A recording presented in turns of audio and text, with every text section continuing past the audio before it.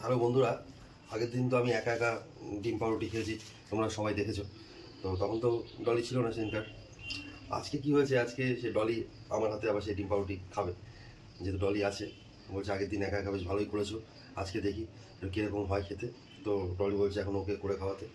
তো ওই দোকান দিয়ে দুটো পাউরুটি নিয়ে আসলাম এখন, আর তার সাথে ডিমও নিয়ে এসেছি। তো ডিম পাউরুটি করা যাক, তোমরা সঙ্গে থাকো, দেখতে থাকো। আর ভালো লাগলে অবশ্যই কমেন্ট করে জানাবে যে ডিম পাউরুটি কেমন হয়। রোজ তো ডলি করে, তো একদিন আমি একটুখানি করে খাওয়াই।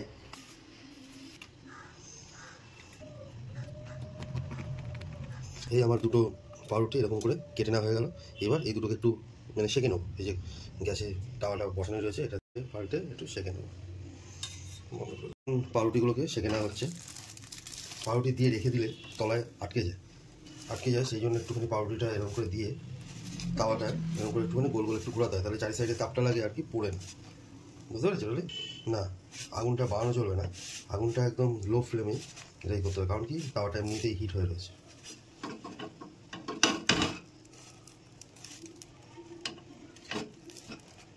বুঝেছো? বুঝে শেখা হচ্ছে।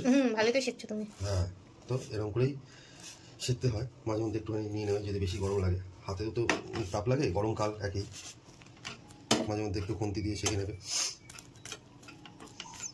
তত ভালো করে শিখতে হবে না, কারণ এর মধ্যে যখন ডিমটা দেবে তখন তো একটুখানি চেপে চেপে শিখতে হবে। তো এই যে ডিম ফাটানো হয়ে গেছে, এবার ডিমটা দিয়ে দেওয়া হবে।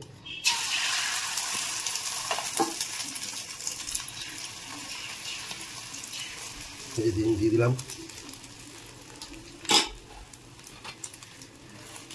পিছন দিকে লাগিয়ে একটুখানি এরকম দিয়ে দিতে হয়। এটাও ঠিক এই পিছনটা দিয়ে দিয়ে একটু লাগিয়ে তারপরে এরকম, বুঝতে পারলে বন্ধুরা? ঠিক এরকমভাবে করতে হয়, তাহলে কি এই দুই সাইডেই ডিমটা লেগে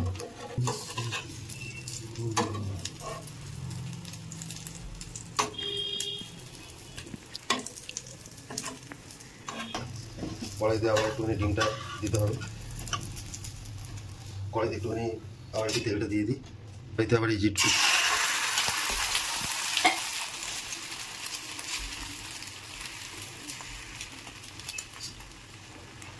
এই যে ঝুড়িটা এরকম করে দিয়ে দিলাম, বুঝলে? তাতে কি হলো, দুই পিঠেই সমান করে ডিমটা লেগে যাবে।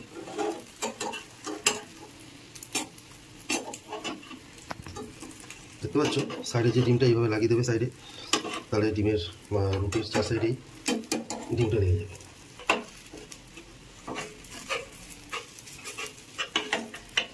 তারপর রুটিটাকে একটু মাঝে মধ্যে এরকম উল্টে দেবে, এরকম। তো অনেক সময় কি হয়, এই খুন্তি দিয়ে হাতা দিয়ে বা চামচ দিয়ে হয় না, তখন কি হয় নিজের হাতই কাঁপি, এরকম ব্যাপার। কীভাবে এই ডিম টোস্টটা আমি বানাই, বা ডিম পাউরুটি যেটাই বলো, প্রথমে তো একটা ডিম ফাটিয়ে তার উপরে পাউরুটিটা দিয়ে দিলাম দেখলে, তারপরে কী করলো, ওইটাকে এইভাবে তুলে রাখলে, তুলে অর্ধেক ডিমটা আবার দিলে, তারপরে আবার পাউরুটিটা উল্টে করে বা উল্টো করে এইভাবে দিয়ে দিলে, তাতে কী হলো, এই যে এই পিঠটাও লাগলো প্লাস এই পিঠটাও লাগলো। এই যে গরমা গরম পাউরুটি, ওই ডিম মানে ডিম টোস্ট যেটাকে সবাই আমরা বলি, হেভি হয়েছে দেখতে ডিম টোস্টটা। মোটামুটি আমি একটু ডিম টোস্টটা বানাই আর কি, ভালোই লাগে। হেভি সুন্দর হয়েছে, চারিদিকেই ডিমটা লেগেছে। হ্যাঁ, আর হেভি সুন্দর একটা সেন্টও বেরিয়েছে, সফট সফট, একদম নরম, বেশি শক্ত শক্ত হয়নি, দেখো পুরো নরম। হ্যাঁ, চলো তাহলে একবার খেয়ে দিই। খাও, ভালো লাগছে। তাহলে ডিম টোস্ট আমি বানাতে পারি মোটামুটি, তাই তো? মোটামুটি না, ভালোই। তাহলে ডলি দারুণ দারুণ হেভি লাগছে।